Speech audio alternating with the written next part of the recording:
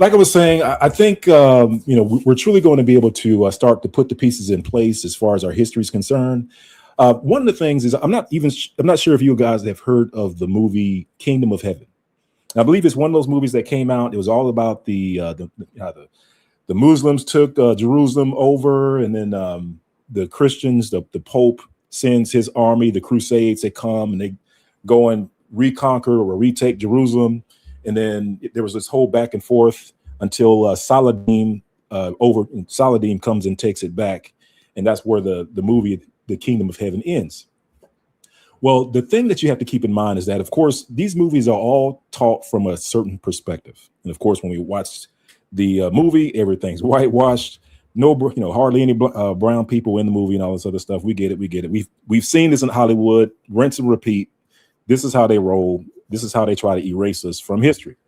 But the thing is, family, is that throughout history, wherever you go, pretty much all over the world was a dark-skinned, melanated people, all the way up into recent history. It wasn't until recent history that we started to see the proliferation of, the light skin, these light skin genes. We actually, in science, we've relegated it down to multiple, what we call skin mutation or gene mutations. BNC2 is one of the gene mutations that I spoke of before. And of course, these are skin mutations that were inherited or gotten from Neanderthals, not to offend anybody, but this is where we are. We know for a fact where these skin mutations come from. There was a gentleman, actually, let me see if I can pull up his slide since we're talking about it. Bear with me just for a second, fam. I'm going to try to switch screens and try to pull up. I have a second screen here. Let's do, let's see, children. Let's do this one. All right. Just so that you can see what I'm talking about. So this is, gentlemen, you can see it on the screen. Hopefully you can see it there. Svante Pabo. So he was the winner of a Nobel Prize for his work on Neanderthals. And what he did was that, of course, he mapped the Neanderthal genome, and through his studies at the Max Planck Institute, and again, this is what he literally won the Nobel Prize in 2022 for his research. Because up to this point, there was some debate going back and forth and people trying to decide, like, well, did the modern day man get its light skin from Neanderthals, or was it from natural selection? And it kept going back and forth. But when Svante Pabo did his research, it settled the argument for good. Like after this, his research went forward, this argument was settled. We knew, we not only knew how the gene, for light skin was engrafted into the modern day anatomical man, right? But they even know what gene was inherited. One of the genes is what's called BNC2. It's a gene that controls saturation, the saturation of melanin in the skin, or the expression of melanin in the skin. And then the other one was I believe it's like SLC 24A5, something like that. And there's another one, SLC 45 is another gene mutation. But in either way, family, they, through research, figured out where these skin mutations come from. Set all that to say this. So to that end, we know that the populations around the world, for the most part, were a dark skin, brown skin, melanated people. Now, I know when we think of places like Sweden, when we think of places like Germany today, we don't think of dark skinned melanated people. And there's a reason for that. And of course, we know that there was a whitewashing that took place. But what you also need to know, family, is that there was a massacre, multiple massacres that took place of Black folks, of not just any Black folks, of your ancestors. Family, listen, you have more ancestors buried in the dirt in Germany, in France, of course, in Spain and Portugal, than you would know. These are literally your descendants buried in the dirt in those areas, and you don't even know it. You don't even know it. And this, praise be to the Most High for allowing us to learn these, this information, because, and also praise be to the Most High for for the spread of knowledge, because part of this presentation, what I'm going to show you, and what I'm going to do is again switch screens. Hang on a second. I'm going to switch back and forth between about three or four pieces of information here. So I'm going to go from the article over to, in this case, we're going to go over to, let's look at our PowerPoint slide. All right, so we're going to take a look at the PowerPoint slide. There we go. All right, so hopefully audio is still good. Think audio is still good. All right, and so in this presentation, we're just going to focus on Germany. So in Germany, this is, before it was called Germany, of course, it was called the Holy Roman Empire. Holy Roman Empire, of course, when you, in your Bible, of course, folks, we call it the New Testament. We love, our people, we love what the Apostle Paul, right? Whether you're in Christian or you're Israelite, we all love the Apostle Paul, right? For the most part. But we know that the Apostle Paul was in Rome, right? The Apostle Paul was in Rome. So he was literally over in the area of the Holy Roman Empire. And also what this also tells us is that in the area of the Holy Roman Empire, even during the time of the Apostle Paul, there were Israelites in that land. Yes, there were Israelites in that land. And again, just so that you can see it on the screen, and like I said, bear with me because I'm just going to keep switching back and forth between browser and these slides. So I'm just pulling this up so I can see it as well.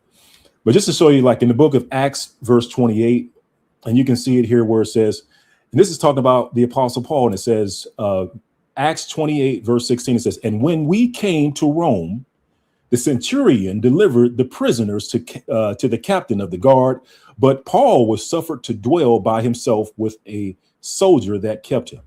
So just want to show you that literally in the scriptures, the Apostle Paul is in the neighborhood of the area that we are talking about. And this also means that Israelites were also in the area, in the territory of the Holy Roman Empire. So there shouldn't be, in other words, there shouldn't be any surprise that when we look at the historical records, when we look at the bodies buried in the dirt, that we are finding dark-skinned, melanated people at around this time. This is what we're going to talk about today. Praise be to the Most High Yah. Hallelujah. All right. So to that end, so now I'm going to switch back. Again, apologies for this, family, because we're going to go back and forth between slides here. So let's do this, family. All right. Got it back on the screen. All right. So, and I'm going to expand my screen here. Here we go. So the children of the covenant. Now, so of course, the backdrop for all of this history is the promises, is the covenant, is the curses, the blessings.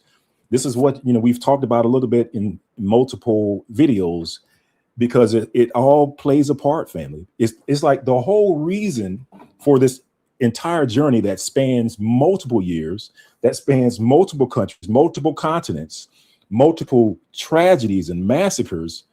It all goes back to the law. It all goes back to the breaking of the law. It all goes back to the curses. And this is why it's like when you look at the totality of all this history, all this pain and suffering that our people have gone through, and to make it to the finish line, it's like we're struggling to get past the finish line. And then somebody suggests, hey, let's go back to the starting line. It's like, no, we're not doing that. We're not doing that, family. We are not doing that. Let's look forward, not backwards. But let me pull this up here. Hang on one second, family. I'm going to just make sure audio's good. All right. So looks good. All right. Peace and blessings to everyone that's joining us today. All right. So moving forward. So now let's go ahead and move forward, family. So we're going to take a look at the Holy Roman Empire. We know the Apostle Paul was in the neighborhood. We know that the Israelites were already there during the time of the Apostle Paul, over in Rome, over in what's called the Germany area. Maybe we didn't put two and two together. All this time we've been saying that the Israelites were dark-skinned, brown-skinned, melanated people. Well, then if you truly believe that, family, if you truly believe that, then also what you're saying is that dark-skinned, melanated people were in Germany at this time. Let's keep going. And of course, it talked about a little bit about the curses. And it says all these curses. This is, of course, Deuteronomy 28. I can already feel some people rolling their eyes. But Deuteronomy 28, hey, this is the crux of the matter, family. To say, all these curses shall come upon thee and overtake thee. So in other words, family, so we know that regardless of where we went, whatever time frame on the proverbial timeline that we were on, these curses were going to hit, track us down, overtake us, just like the Most High said came to pass, still coming to pass today. These curses came, destroyed, scattered, and they're still here today. And it says, all these curses shall come upon thee and overtake thee if thou wilt not hearken unto the voice of Yahuwah thy Elohim. And then let's jump over to 25. I'm just going to go from left to right and then down, left to right. And you can say, it says in Yahuwah, and where it says the Lord, I say Yahuwah. And Yahuwah or Yah shall cause thee to be smitten before thine enemies. Thou shalt go out one way against them and flee 7 ways before thee. So that's part of the curses, that we were going to be on the losing side of the altercation between us and our enemies, between us and those who hate us, and also those who hate the Most High, by the way. Now, verse 36, 37 says, Yahuwah shall bring thee unto a nation which neither you nor thy fathers have known. It says, thou shalt become an astonishment, a proverb, and a byword among all nations. This is another thing that we spoke about as well, family. People often ask, like, what proof do you have that you guys out of all people are indeed the children of Israel? I shared a video where we had the Grand Master, the Grand Imperial Master, or he likes to call himself the National Director of the Ku Klux Klan, saying that, well, we are the children of Israel. Of course, because the children of Israel were in Europe. Well, he's partially correct. The children of Israel were in Europe, and the children of Israel were in, places like Germany and England, and Most High willing, we'll start to talk a little bit more about, we'll touch a little bit on the children of Israel in England today, but there's a greater study to be done, a revelation to be done on the children of Israel in England, because that was a hub for the children of Israel as well. But back to the Grand Imperial Wizard, or the National Director of the Ku Klux Klan, he was partially right. Yes, the children of Israel were over there, but the other part that he was wrong about was that the true children of Israel were dark-skinned, melanated people. We've been talking about this for a long, long time. Now, there were some people, and we're also going to talk about this too, that came from the territory of the Khazars, which is right above, and it also encompasses part of the Caucasus Mountains. Right. There was a people that came from that region and came westward over into the Holy Roman Empire. And we're going to take a look at that here in a second, because, again, all the pieces to the puzzle connect. It all goes back to the same people, the same curse. Verse 36 says, and Yah shall bring thee unto a nation which neither you nor thy fathers have known. It says, thou shalt become an astonishment, a proverb, and a byword. Hallelujah. All right. And just to be on the safe side, family, I am going to hang on one second. I'm just going to adjust my my internet connection. Hopefully I don't drop anybody, because I forgot to do that before I started. So I'm going to adjust my internet connection just to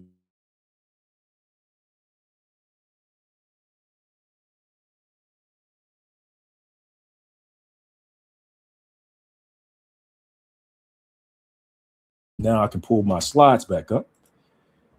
And hang on, family. You can just do this.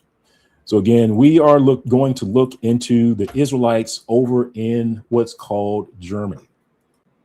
Over in what's called Germany, aka the Holy Roman Empire. All right, here we go. I got it back on the screen. All right, so again, just finishing up with the curses. You know these you probably heard these 1,000 times by now, family. Saying, Yah shall scatter thee among all people. It says, from one end of the earth, even unto the other, and among these nations shalt thou find no ease. And Yah shall bring thee unto Egypt, beginning with ships, and there you shall be sold unto your enemies for bondmen and bondwomen, and no man shall buy you. So the takeaway here, family, is that in a lot of these scriptures, like whether it be 48 whether it be 25, right? You see that we were dealing with our enemies. When we were smitten down before our enemies. When we shall go and serve and go into captivity and go into servitude, we're going into servitude with our enemies. Keep that in mind, family, right? And when it says, and Yah shall bring thee until Egypt again, and there shall you be sold unto your enemies. So these aren't friends that we're being sold to. These are people who the Most High is literally saying are the enemies of the Most High, the enemies of Israel.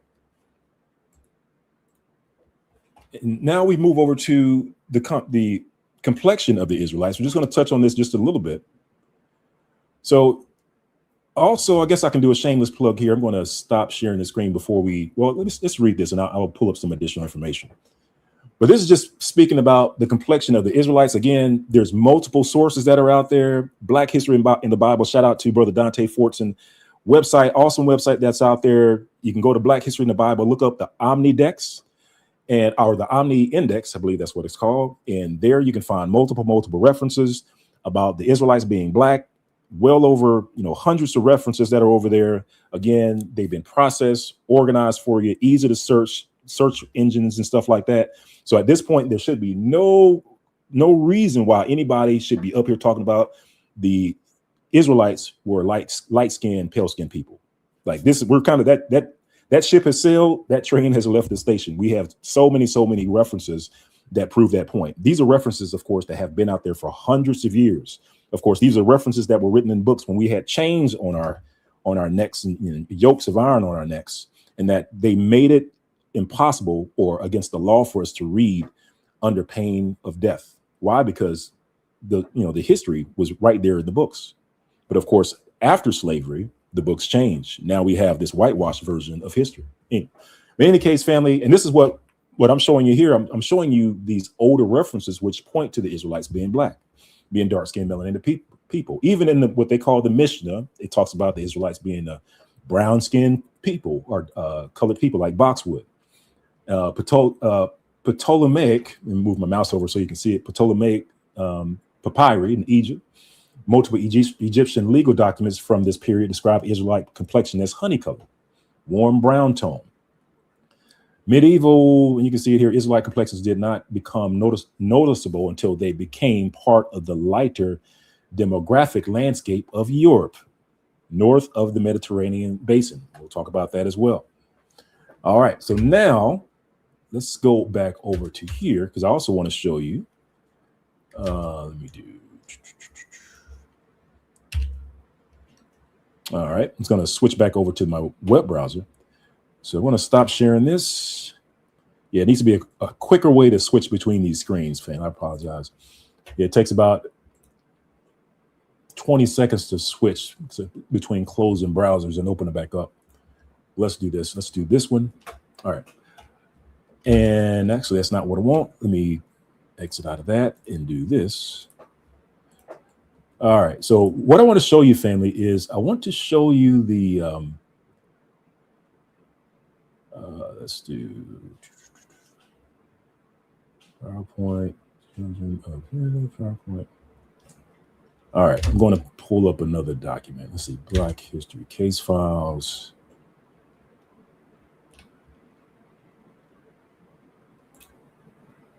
Nope, not that one. All right, hang on. Almost there, family. Okay, so this was not showing up. All right, so what I wanted to show you was this one here. So I'm going to close it out and try to open it back up. Hopefully I can pull this on the screen so that you can see it. Sometimes the this web browser doesn't recognize it.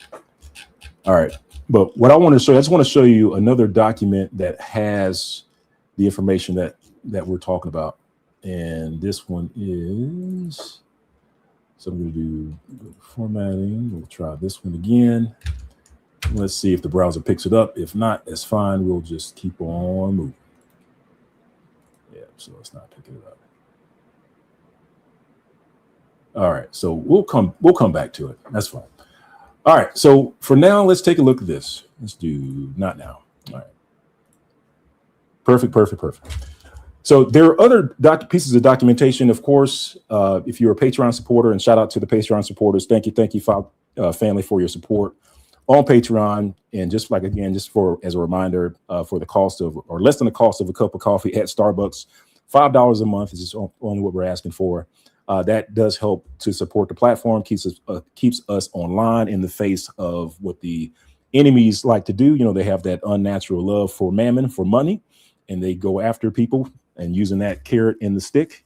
And so whenever you support us with that $5 Patreon support, it helps us to remain independent and impervious to their attacks. So thank you for those of you all that are part of the Patreon family. And again, we're also going to roll out content for the Patreon family, one of which is Moedim, which is going to be our graphic novel. First release of Moedim should be coming up. We'll target before the end of the month here, family, to come out with the first issue for Moedim. And then also, in addition to that, we'll also have some resources like Black History Case Files, the reference guide, and that's what I was trying to pull up for you. But I also have the reference guide. The reference guide also has additional quotes in there, additional references in there that also shows that the Israelites are and were a black-skinned, dark-skinned, melanated people. So, you know, you just get some additional content. Just kind of want to reward us or thank our Patreon supporters that are out there. So thank you, family, for your support. All right, so with that out of the way, let's keep going, family. So if we go back to our presentation, and let's do it this way. Let me pull up this here. All right, there we go. So we know that the Israelites were dark-skinned, melanated people. A lot of information that's out there, hundreds of references. So at this point in time, there's not really a whole lot of debate as to what the Israelites looked like back in the day. Move my mouse over so you can see it. Here we go. But the part that's missing in our understanding of history is the timeline. It is the timeline. We've talked about up to this point about what happened in Spain and Portugal. You know, we talked about, 711 AD, the Israelites come into Spain and Portugal. They reconquer Spain and Portugal. But before then, you can see in 614 CE, the Visigoths forces baptism. So there's some persecution and prosecutions that's occurring over in Spain and Portugal. This is actually, the culmination of persecutions in the Israelite community. This culmination is what led to the invasion of the Muslims/Israelites from the south, from the Morocco area into Spain, into Granada in 711 AD. So there were persecutions that were occurring before then. And then, of course, 711 AD, the invasion. And then 1391, we see, mass pogroms in Spain. Says over 50,000 killed in Castile and Aragon. So again, family, this is what I'm telling you, is that there are so many grave sites of thousands of dark-skinned, brown-skinned people all around the world that you don't even know about it. In Spain, like, the whole reason why that area is whitewashed is that it was really whitewashed with blood. There were many people of your nation that were unalived to cause that area to be whitewashed. This is where you see things like 40,000 families of Judah and Benjamin documented still in Spain. It says the scepter of Judah records, confirmed Israelite presence. 1492 Spanish Inquisition, complete expulsion decree. 100,000 to 300,000. Actually, some of the older references say 800,000 individuals, or maybe a million individuals, were expelled from Spain in a single day. I mean, that was an epic expulsion, family. And then it talks about 1496 as Portugal forced conversion and expulsion. So these expulsion activities, family, span multiple years. So it wasn't just one event, family. It was a recurring theme in the Israelite community. Again, the curses were continuing to manifest over and over again in many different areas. The curses kept coming. They kept manifesting against our community wherever they went, because they had that blood sprinkled upon them. Now, in this screen, you can see the Holy Roman Empire. And what I wanted to do is show you two maps. So on the left-hand side, as you can see, this is the Holy Roman Empire. This is, of course, present-day Germany is right. Germany is right in this area right here. And also what you can see on the right, this is a map. This is an old map of what they call, of course, they call it the Jewish diaspora in Bavaria. So Bavaria is southern Germany. That's the territory of southern Germany. It's Bavaria, and then this little area over here is called the Palatinate. The Palatinate. So you can see there are Israelite communities both in the Palatinate and over in Bavaria, in both places. This is going to become important a little bit later on, but in the Palatinate, whenever you talk about the Palatinate, that was a homeland for the Israelites in Germany, or AKA the Holy Roman Empire over in this area. And also the Israelites were over in Bavaria. So those two places, see Bavaria right here, those two places is where there were substantial Israelite communities. All right, and let me just do another quick audio check just to make sure audio is good. All right, looks like we're still good in our audio. All right, so continuing on. All right, so now we understand where we have significant brown-skinned, dark-skinned, melanated Israelites in Germany, right? In Germany, you can see it says 9th and 10th century, right? These were Israelite communities established in the 9th and 10th centuries. All right. Oh, almost missed something. And they had, from here, from this area, they had connections. They had trade routes to Hungary and Russia and North Germany. So there were a couple of areas in North Germany where the Israelites were as well. I'm not saying that they were only in southern Germany. I'm saying that you had very large numbers in southern Germany and maybe a handful in northern Germany. All right, so just wanted to reiterate that. I almost forgot. But also, just to let you know that Hungary also was a hub for trade routes. So the Israelites would leave these areas and go into Hungary. So set all that to say this, family, when you're looking at your DNA, well, before we get there, I'll hold that off for a couple of slides here before we talk about that. Most I will. All right, now here we are. It says an ancient community already in place. All right, and it says you can see it on the screen. The Holy Roman Empire, where the original Israelite communities were already established centuries before, and again we know that because in the Bible, the Apostle Paul, he was here in Rome, already there in this area. The Apostle Paul, he was taken over there, and then while he was there, he had communication or meetings with the Israelites over in this area, even during the time of the Bible, during the time of the Apostle Paul.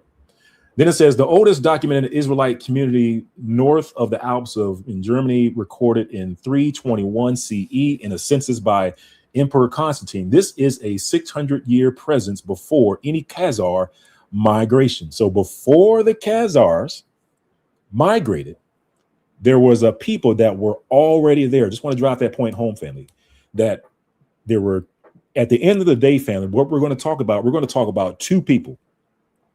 There was an existing black, dark-skinned population that was already in the Holy Roman Empire, in Bavaria, in the Palatinate.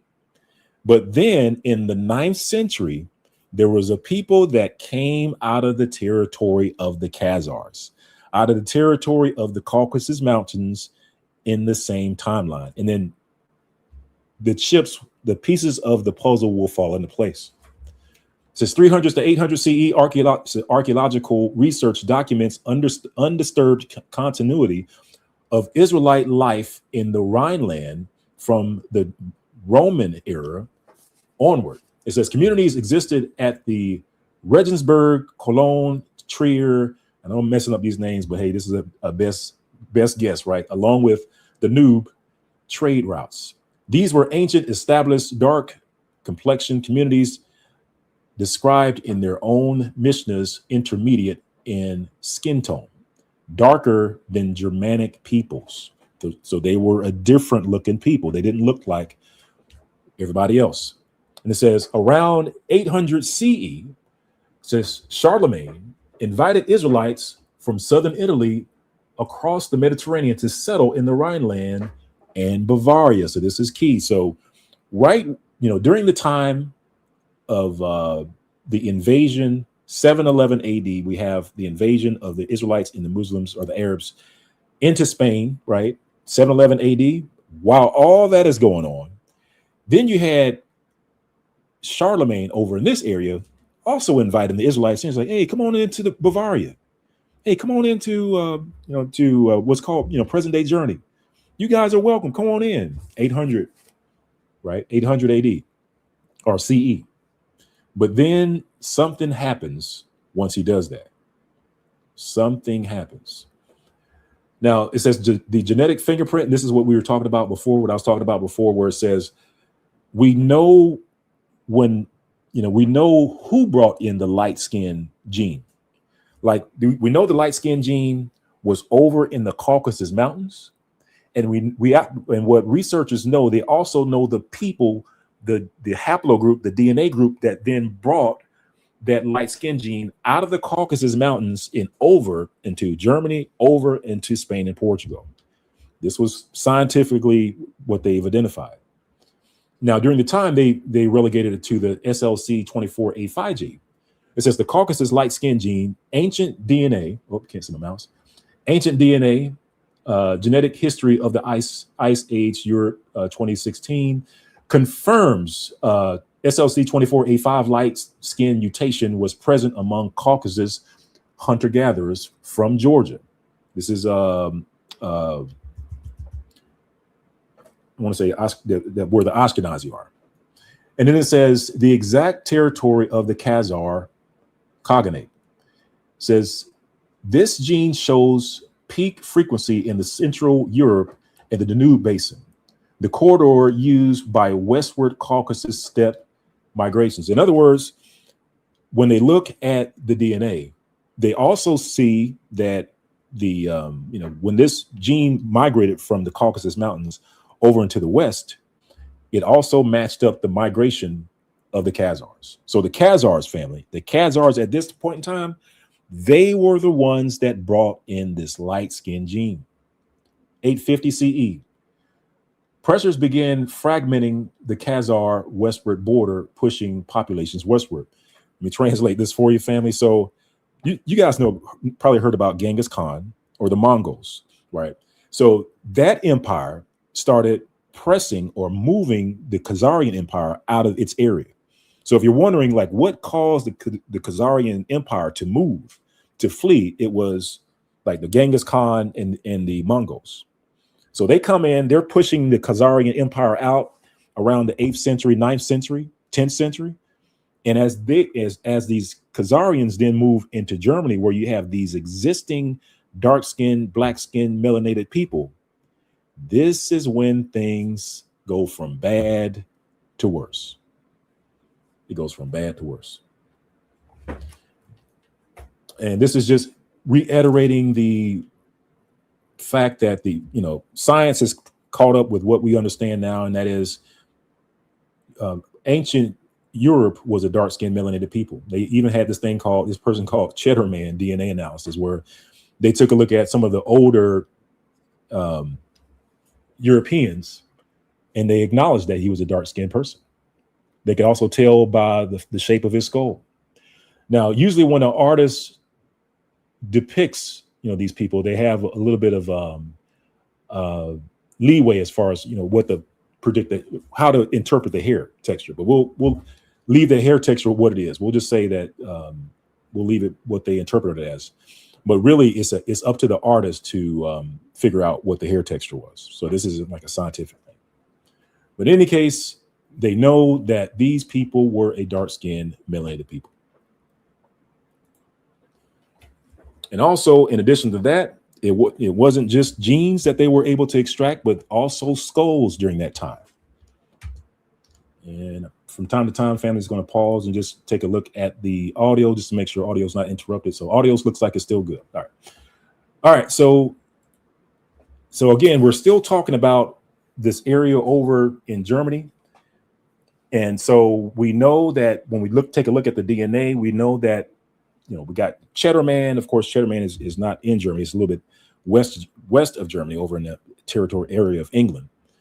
But the point is, family, is that they know that the ancient Europeans were dark-skinned melanated people. And the reason why they know this for a fact is because of the bones that are buried in the dirt. And you can see it here where it says, anytime you see dolichocephalic, like that's the shape of the Negro skull in general. People might tell you that, well, there's variations in the Negro skull. Yeah, that's partially true. But in the U.S., the highest concentration of so-called Negroes is in the South. South Carolina, Georgia, Florida, right?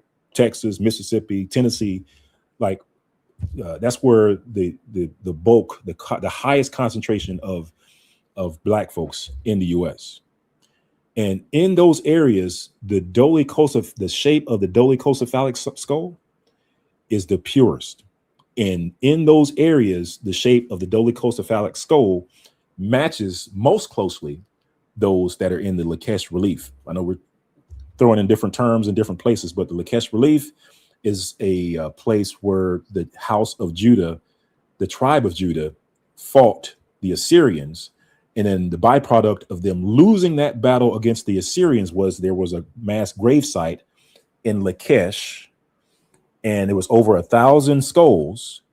And when they looked at those over 1,000 skulls, the skulls were dolichocephalic. In other words, they literally matched the shape of the skull of the so-called Negro over here in the U.S., the so-called African American over here in the U.S., and particularly the ones in the South, where the shape of the skulls, where the most so-called Blacks are concentrated in the highest concentration, and the skull shapes are the purest. But in any case, we see that where it says Germany had changed from dolichocephalic to brachiocephalic. You see my mouse? Germany had changed from dolichocephalic to brachiocephalic since the Iron Age. When was the Iron Age? When was the Iron Age? And feel free to look that up as well. So, in other words, this was a recent change, family. This was a recent change. I would pull up on my browser here, but let's do the.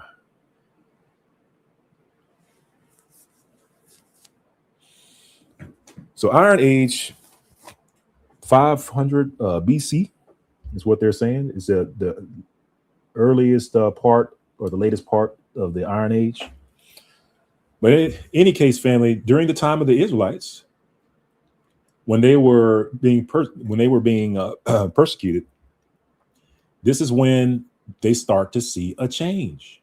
Dolichocephalic to brachiocephalic, from a dark-skinned melanated gene, or from a dark-skinned melanated skull, to one that matches the present day, modern day European. This, again, family, like all these pieces of the puzzle fit in place because this also correlates to when, these times when Jerusalem was conquered by Assyria in 700 BC, right? And of course, you had subsequent conquest after that. You have the Greeks. The Greeks came in after that, and then you had Rome came in after that. And then when all this happens, we have this change from dolichocephalic to brachiocephalic in the Holy Roman Empire. So by the time the Holy Roman Empire comes, we have a different people that's starting to emerge in a place that used to be a dark-skinned melanated people. You can see it says, what is dolichocephalic? The shape of where the head is long. You can see it on the right-hand side. It says, Encyclopedia Britannica notes this skull type is typical of Australian Aborigines and native Southern Africans. Why does it matter? German anthropologists documented that the ancient Germanic populations were predominantly dolichocephalic, the same skull profile as ancient Semitic, Israelite, and African peoples. Later intermingling brought brachiocephalic skull shapes. So in other words, this brachiocephalic is a new thing. Now, this brings us to this second proof. So one proof is we can take a look at the skulls, and via scientific analysis, we know what we just read, that the old skulls were dolichocephalic in Germany, replaced by brachiocephalic, right, which is more in line with the lighter skinned Europeans, right? So that's one proof. The other proof that we have, family, is what you see on the screen. These are what we call coat of arms. Now, shout out to our brother Kude, I believe his name is Kude Mayo. And so he was one of the first people that I saw to do this. So he went out and he grabbed a lot of these coat of arms over in Europe. A lot of them were coat of arms for Germany. And what you're looking at here is a coat of arms from Germany. So, of course, what he did is that he took a look at it. He was like, hey, look at all these different dark-skinned, brown-skinned, melanated people in all these coat of arms over in Germany. That was just part of it. But we're going to take it a little bit further than what he did when he did his analysis. So, again, shout out to Kude Mero for doing that. And so we're going to take it beyond what he did. And, again, probably the first time that this has been done. So what we did, family, was that what I then did was I then used AI to reanalyze these images. And then also what we did was that we then broke these images down into regions in Germany, in categories. And what you're looking at here is going back through those family crests. We can now identify the family crest that was in the territory of the Israelites. Remember, I showed you this map. Oh, let me see if I can back up. I showed you this map right here. And so I showed you this map intentionally just to show you that in Bavaria, this is where the Israelites were, in Bavaria and in the Palatinate, in those two areas in great numbers. They also had communities in different places in the north, but it appears as though they weren't as concentrated as they were in the south, in Bavaria and in the Palatinate.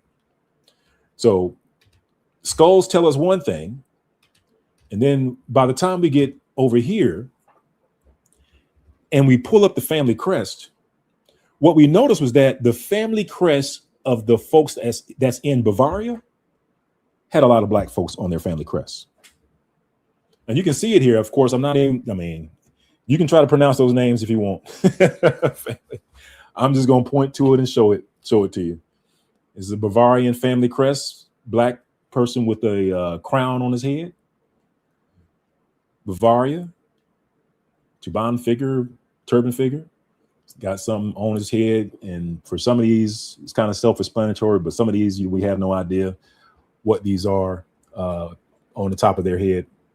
But just want to show you that in Bavaria, we do have family crests that confirms that these nobles, these people were considered nobles, right? That they were a dark-skinned, melanated people in the area, in the territory that the Israelites were. So that's another proof that we're putting out there. You can see that on the screen here. And then in addition to that, you can see where it says more black crests. The evidence accumulates. And this comes from, you can see it here at the bottom, the Bavarian State Library. The Bavarian State Library. Again, we see additional figures of black folks in the family crest. So, in other words, family, it's not as whitewashed as it would appear today. Now it says, Now, again, the Crusades arrive, and now this is one of those things where we're talking about timing, the whole timing of it all. So in 1009, we have the first city attack. This is the Crusades. Basically, family, the Pope authorizes, he gives permission to the people in his empire to go and conquer, to try to retake Jerusalem, because at this time, the Jerusalem had been under the rule of the caliphates, and they were allowing both Christians and the Israelites to dwell there in peace. But what happened was that there was a Turkic people that then rose up, and these Turkic people come and invade and take over Jerusalem, and then they persecute, the Christians and everybody else that's in there.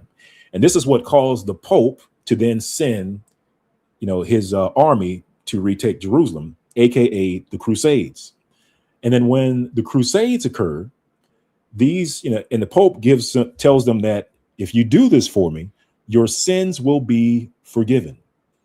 I mean, think about how blasphemous that is. But the Pope is saying that he himself is going to forgive their sins if they go and do whatever they got to do to retake Jerusalem. So, of course, all those believers that are in his territory then go and leave Germany, leave this territory, and they head down this way towards Jerusalem. And as they're leaving that way, they're coming across the territory of Bavaria, the territory of the Palatinate, and they are massacring Israelites like there's no tomorrow. This is what I was talking about, family, when I said you have thousands of family members in the dirt that you don't even know about it, that suffered by the hand of the Holy Roman Empire in Germany. You may look at Germany today and think that it is a white-skinned, unmelanated people. No, Germany was a dark-skinned, melanated people, and they were unalived at scale. Now here you can see, this is kind of just backtracking a little bit. This map talks about the different places on the map where this matches up with that family crest that we were talking about. So when you look at a map and it says Nuremberg, I'm sure you heard of the Nuremberg trials. Well, did you know that Nuremberg is also the place that had a black family crest? That the people in Nuremberg had a black family crest. I don't know if you heard me on that. Black crest, noble families presented in region, community expelled in 1499 after centuries of documented presence. Regenberg, major black crest families in Bavarian heraldry community attacked in the Second Crusade in 1146.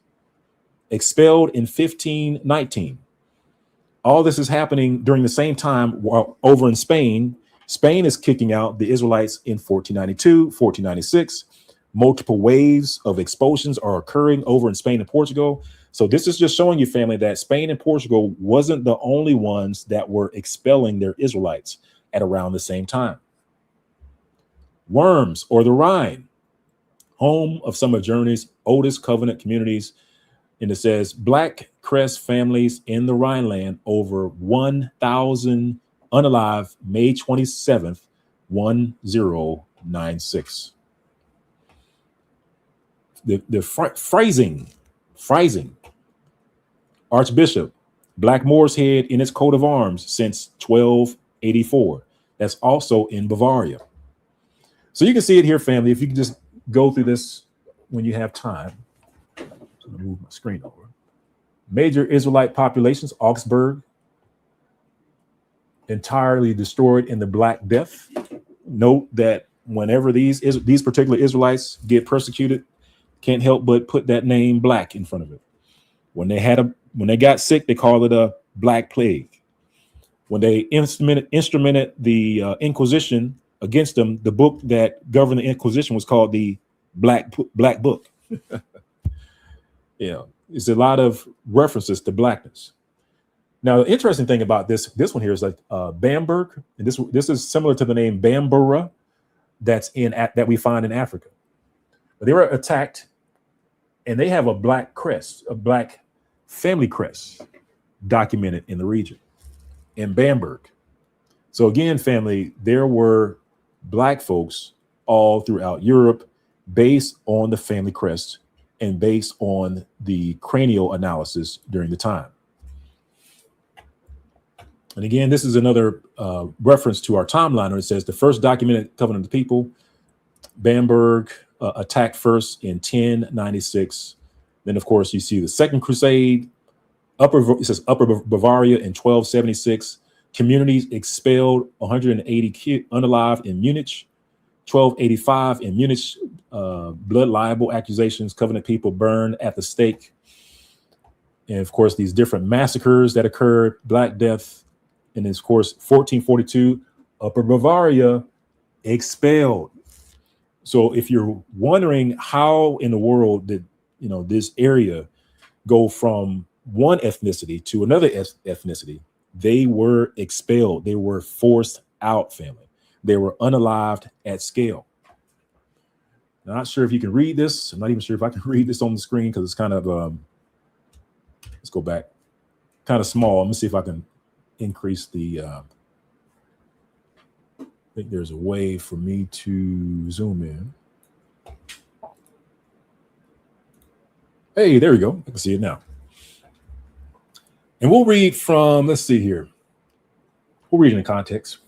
It says the circumstances to help explain not only the strong cohesion of the Portuguese Jewish communities in the following centuries in contrast to the greater uprooting of the Spanish ones, but also the different pace in gradual implementation in the kingdoms under the Spanish monarchy from the mid 15th century onwards, and in Portugal from the period of the Iberian Union, of purity of blood laws that were legalized and social exclusions of the Christian, not in the new Christians, that's what it's saying, blocking their access to any public position or higher honor, or at least making it more difficult. Now, this should sound familiar because, again, this thing of keeping Israelites out of government, out of being in a Senate or having some sort of seat of authority, I just want to let you know, family, this goes back thousands of years, literally hundreds of years. They've been doing this for a very long time.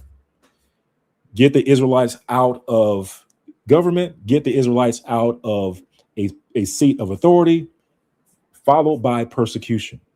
This has been the playbook that they have executed and implemented for a very long time. And this is what happens when you don't know your history, because when you don't know your history, you're doomed to repeat it. As we read the rest of this, it says, as a result of these events, two mass dispersions of Iberian Jews or Sephardic diasporas happened, one immediately resulting from the late 15th century expulsion decrees. And it says, decrees most towards the Eastern Mediterranean and Northern African regions. In other words, the first one, like the first time they were expelled, like I was telling your family, a lot of them went into Northern African regions. But this is the thing where you can find professors nowadays, they won't even mention that the Israelites were expelled in Africa. They won't mention it. They won't even put it in their curriculum. And it says, and the other throughout the 16th century. So the second major dispersion of the Israelites, and they're saying that this goes from the 16th and the 17th centuries towards different destinations in Western Europe, such as Italy, Low Countries, Amsterdam, Holland, Southern France, London, Hamburg, and most high willing family, we'll get into that. It's like the West Indies, the Caribbean area, Brazil, right? So all these different places, again, as I stated before, family, it's not just one, it wasn't just one expulsion of the Israelites, one event. No, this happened over many expulsions, many ways, many events occurred. Those curses were consistent. It wasn't one event. The curses manifest, it says they chased them down wherever they went. They went over to Italy. It chased them over to Italy. They went over to France. They followed them to France. They went over to London. It followed them to London. West Indies, East Indies. It didn't matter where they went, family. The curses of the Most High would come to pass. Let's see if we can advance the screen here. Oh, I think I have to zoom back out. Let me zoom back out. There we go. I'll make sure I'm not missing anything. Oh, and so these are just communities that were destroyed in Bavaria. You can see that on the right-hand side.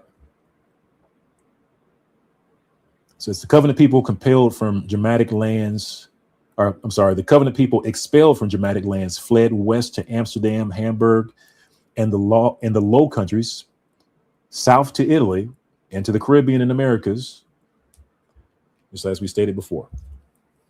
It says, in the beginning of the last century, Queen Anne of England took under her protection.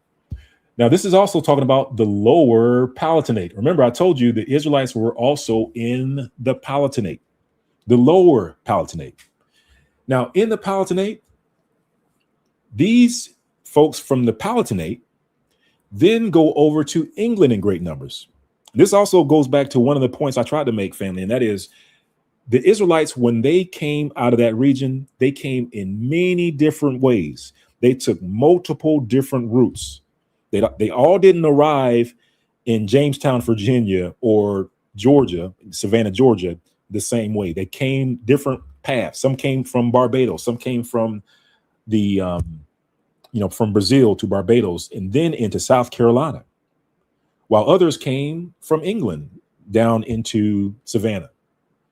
Different ways. And so what we're talking about here, fam, is just some of the different ways that you get from Germany over into the colonies, into the U.S. And so here you can see where it says the lower Palatinate. It says in the beginning, the last century, it says in the beginning of the last century, Queen Anne of England took under her protection a large number of its homeless, war-sickened people. In the year 1709, she sent over 3,000 Palatines, or people from the Palatinate. So there were people that were war-stricken, that were homeless in her territory, that had fled to her territory. And so what she's going to do, she then took them. She's like, all right, I know where I'm going to send you. I'm going to send you to the wilderness.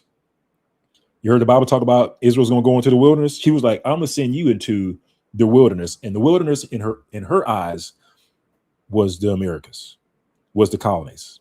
It was a virgin place. So she sent them there. You can see it over and to the right. It says situated on both sides of the Rhine. And this was talking about the lower Palatinate for centuries. Queen Anne took under protection. It says 10,000 plus land in England. It says History of North Carolina, volumes 1-4. Following the Naturalization Act of 1709, more than 10,000 of them landed in England. The facilities to care for them prove utterly inadequate. So she was trying to solve a problem by sending them over into the Americas. And you can see it here. It says key facts. Swiss noblemen of noble German family of Bern organized to plant a Swiss Palatinate colony in America backed by English capitalists. Queen agreed to contribute, and there's money, 4,000 euros to, I think that's euros, to his enterprise to consider in consideration of his taking 100 families of Palatines to America. So just want to show you here, family, that over and over again, that they were sending over these Israelites or these Palatinates from Germany over into the Americas in great numbers from the area where the old Israelites were, not the new ones, the old Israelites were. All right. And what I would argue and say that the brown skin, dark skin, melanated Israelites, because one of the pieces of information that I forgot to put in here, I didn't remember until I actually started, was I also have a third witness, which is the ship manifest. Because in the ship manifest of these people that were coming from Germany, it listed their complexion, and their complexion for a good proportion of them was dark-skinned, melanated people. So we have, multiple layers of proof showing that these weren't pale-skinned Europeans that were getting on the ships and coming over here. But in any case, it says, let's see, just trying to see if there's anything worth reading in here. I guess you can take a look at your convenience. Let me see if I zoom in. Let's zoom in here, see if there's anything in here. It says, let's see, General was then London supervising the publication of the new voyage to Carolina. So they were literally advertising, going over into the Americas. They were literally advertising it. And it says, the lords of proprietors themselves had shown an interest in the Palatines. Sorry, fam, I'm trying to read this on two screens here. As possible colonists, even proposing to settle all of them between the 15th and 45 years of age. Between 15 and 45 years of age, they were sending them over, says, in their province, if the queen would defray the expense of their transportation. And they now offered the very favorable conditions and privileges. It says, according to determined upon Carolina and purchase in that province, 17,500 acres of land to be located south of that river. And it says, in making his preparations, says he acted promptly and prudently from the thousands of Palatines eager from the enterprise. He chose only young people, healthy, and let's see. I don't know if I cut it off. Hopefully I didn't cut it off here. Let's see. Yeah. Basically, okay. Yeah, I don't have the other slide on that, but you get the point, family. They were sending the folks from Palatine over there. And even in the state of Georgia, right? In the state of Georgia, you can see here where it talks about the Jews. Like, these are specifically talking about Jews. And when it mentions the Jews coming over to Georgia, it also says the Jews in the Palatinates. You can see it here on the screen. And then let me also zoom in on this one so you can see it. Let's do this here. All right. It says investigation, however, shows that Sheftall's statements is absolutely correct. It seems that there were two sets of Jewish settlers who came into Georgia. Let me say that again. That there were two sets of Jewish settlers who came into Georgia. The Portuguese, who we talked about before, and the Germans. Now, most time you think about the Germans, we're thinking about those Ashkenazi said, but it says the Portuguese, among whom were also one or two Bavarian Jews. Where did the Bavarian Jews come from, family? From southern Germany. So just want to show you that even we read this like years ago, but didn't really have a good understanding of Bavarian Jews. Bavarian Jews, family, that's coming from southern Germany. That's what that is. All right. And also check my volume over here. Okay. All right. Let me just do a quick volume check, family. Just want to make sure we are still good. All right. Looks like audio is still, audio still good. All right. Yeah, just want to pause from time to time just to make sure the audio is good. All right. All right. So what are we going to do? Let's take a look. Let's go back. All right. And so you can see it here. Let me zoom in. Let me grab my hourglass so you can zoom into this section. Immigrants continue to come very rapidly from Germany, particularly from Bavaria. See it? And as they were accustomed to German, it says in the year 1840, many members succeeded from Bethwood and formed the congregation in the first place, Beth Abba, their first place of worship, being on the south side of Marshall West 6th Street, the reading desk being occupied by Mr. Jacob Gunham, and afterwards the Reverend Max J. Michelle Batcher. All right. So just wanted to show you that they were indeed coming over. It says the Palatines had left their vineyards in their dear old Rhineland for still more savage home in America wilds. It says with Dutch settlers, they formed an important element in politics. All right. This politics up there. All right. You can see that there.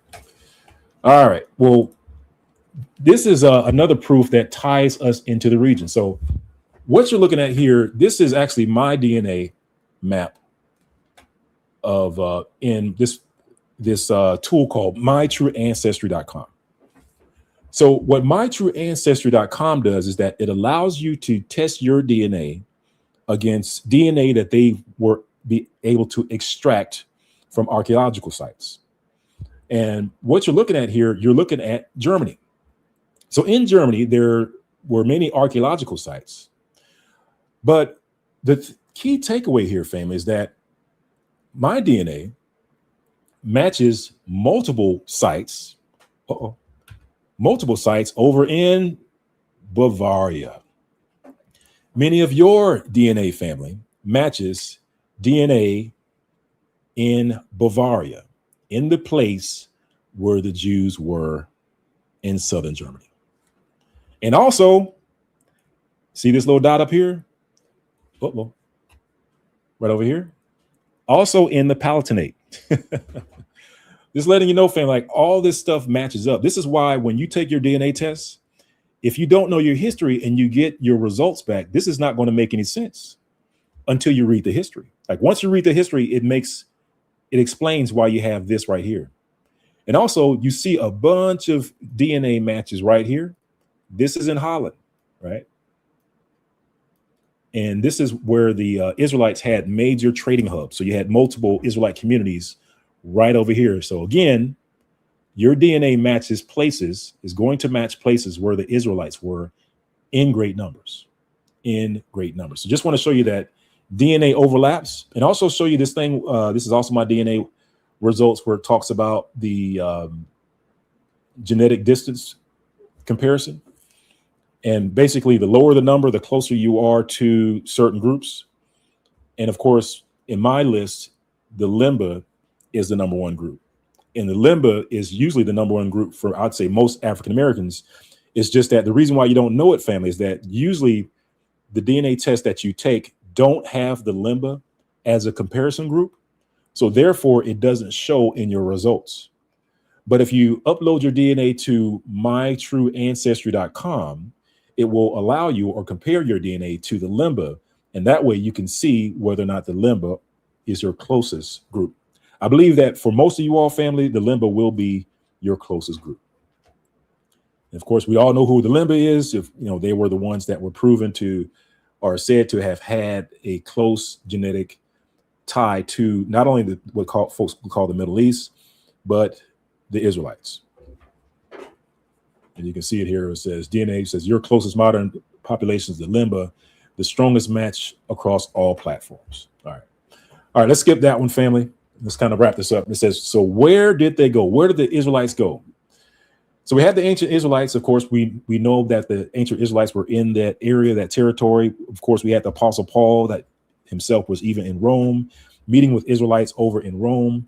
We also know that at that same time, we have Spain and Portugal. We have Israelites a little bit over, west from the Holy Roman Empire. They're there in great numbers. Israelites are also over in the Holy Roman Empire, and that these brothers and sisters in the Holy Roman Empire were then persecuted and massacred by the Crusades, burnings, expulsions, massacres. You can see it all there, family. And that many of them there went over into England. And then also what we read, family, was that from England then sent them over in the thousands over to the Americas, where they went to places like Georgia, North Carolina, New York, South Carolina, Pennsylvania, Bavarian, Portuguese groups documented. And so lost in plain sight says scattered among the nations found today through DNA, ancient Bavarian matches, Limba genetics, African lineage. So again, talked about Bavaria today, and the thing that ties us into Bavarian is if you were to go and take a My True Ancestry test, you would get matches in Bavaria. Out of all the places in Germany, most of your matches would show up in Bavaria, where the family crest had a lot of dark-skinned, melanated, brown-skinned people in the area, in the territory that your DNA matches. That's what I'm saying, family. Like, these are pieces of the puzzle that are coming together. It talks about the prophecy fulfilled. It says the covenant people were dark-skinned, melanated people, confirmed. It's about a Mishnah. We have other documents as well, ancient papyri, genetic science. They settled in the Holy Roman Empire, Bavarian Bavaria, Rhineland, Palatinate, documented from the 19th century. Their presence was memorialized in the Black family crests across the Bavarian heraldry. It says they were systematically persecuted by the Crusades, Black Death, expulsions, and the survivors fled west through England into Georgia, North Carolina, New York, and beyond. So this is where they went, family. This is where our forefathers went. Again, this is just another path into the Americas, another path into the nation of which we served as slaves. And if you're wondering, well, what happened to them? You know, Most High willing, we'll get into that later. Because there is a point in time in the Americas, and it coincides with certain laws that were implemented, and certain terminologies and definitions were changed as far as how to represent people in the census. And we can also see this reflected into, basically in the census records, which you can find on ancestry.com. Again, Most High willing, we'll talk about this. But there were changes in the way people were described in the census. One case, they were dark-skinned, melanated people. And then the next census, they were described as white. It was literally the law that caused that change. But we'll get to that at a different time. All right. Well, hey, fam, just wanted to bring that out to you. Again, just start to, reiterate, some of these different paths that led to our people, our forefathers getting over into this country that we call the U.S., the United States, and that there was a lot of whitewashing that took place over in Europe, especially over in Germany, So Most High willing, we will dig into this a little bit more, bring out some additional information, and help reestablish our history over in those areas. If you're ever over in Germany, definitely, family, go and check out the Bavarian places in southern Germany, because that's literally where you have your forefathers buried in the dirt in southern Germany. Your forefathers, family, your forefathers. All right. Well, hey, peace, love, and blessings, family. Enjoy the rest of your evening. Love you, Israel, and shalom.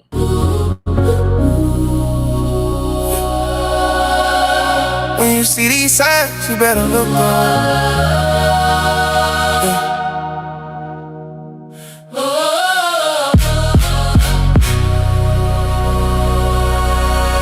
When you see these signs, you better look up. I've been walking through the fire, clothes smell like doubt. Seen the waves over my head, and still I never drown. Mama praying in the kitchen, tears on the tile. Say the world getting darker, but that's been for a while. Scroll for the rumors, every headline war. Everybody got a platform, nobody sure. I've been hearing in my spirit, boy, your time close. Got my eyes past the clouds, I don't ride low. Used to chase change, now I chase change. Used to pop pain, now I drop shame. I was stuck, I was broke in my own mind. Then he said, watch close when I show signs. When you see these signs, look up. Your redemption's getting near. Don't run, keep your head to the sky.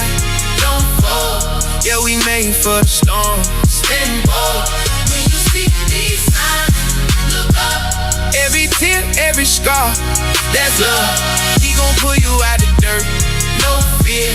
When you see these signs, know your redemption here. Yeah, I remember late nights, eyes red, no sleep. Heart heavy like the rent, pain 7 feet deep. Homies lost on the corner, stuck in the loop. I was one bad choice from the same root. Then I heard that still voice in the backlash.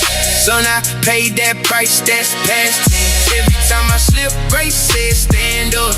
Every time I trip, he still manned up. See the storms getting closer, I don't panic though, cause the hands on my life set the tempo. Prophecies playing out, I ain't surprised. I just tighten up my walk, keep my lamp high. When you see these signs, look up. Your redemption getting near. Don't run, keep your head to the sky. Don't fall. Yeah, we made for the storm. Stand bold. When you see these signs, look up. Every tear, every scar, that's love. He gon' pull you out the dirt, no no fear. When you see these signs, know your redemption here. I've been down bad, he was still that close. I was off track, he was still that road. I was lost, but I never left his sight. Every sign's just a signal in the night. Hands up high when the sky turn red. Even if I'm hanging on by a thread, I know who gon' catch me if I drop. So when I see the signs, I look up, not to stop. Your redemption's getting near. Don't run. Keep your head to the sky. Don't fold. Yeah, we made for the storm. Stand bold. When you see these signs, look up. Every tear, every scar, that's love. He gon' pull you out the dirt. No fear. When you see these signs, know your redemption here.